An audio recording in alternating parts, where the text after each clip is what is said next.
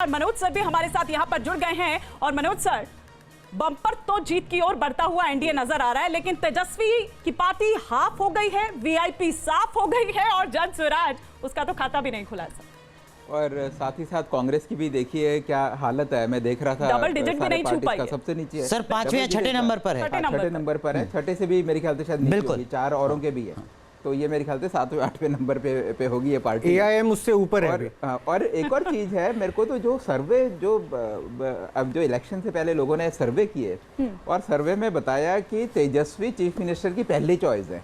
बिल्कुल। और 36% 34% लोग चाहते हैं कि तेजस्वी यादव चीफ मिनिस्टर बने। और अब हालत ये है कि तेजस्वी का को खुद को जीतना मुश्किल है और उसकी पार्टी की हालत इतनी खराब है। तो मेरे को मतलब एक चीज़ तो ये भी है कि वो सर्वे करने के भी तरीके क्या थे। बिल्कुल ठीक है। नेचुरली वो डिपेंड करता होगा कि कहाँ पे आप सर्वे कर रहे हैं, क्या सैंपल साइज ली और तो किन वोटर कार्यकर्ताओं के बीच तो नहीं कर रहे।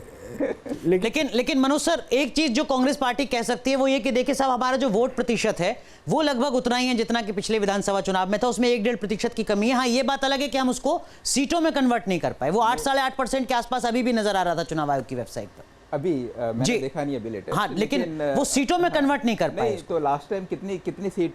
पिछली बार 19 सीटें जीती थी। नहीं, फाइट कितनी करी थी, कॉन्टेस्ट कितना था? ये तो मुझे देखना होगा सर, लेकिन इस बार वो 60-61 सीटों पर चुनाव लड़ रहे थे।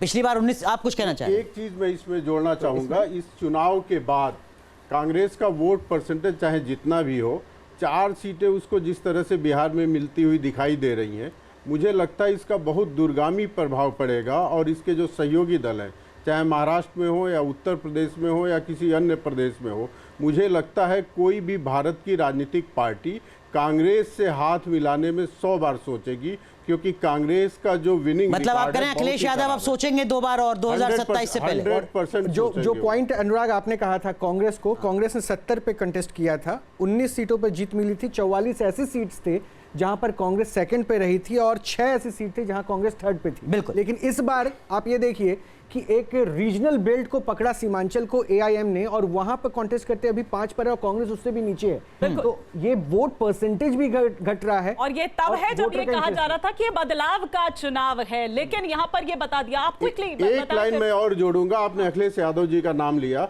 अखिलेश यादव जी के लिए भी चुनौती है। उत्तर प्रदेश में इस बात की चर्चा जरूर होगी कि कितनी सीटों पे योगी आदित्यनाथ ने प्रचार किया है और कितने पे अखिलेश यादव ने प्रचार किया है।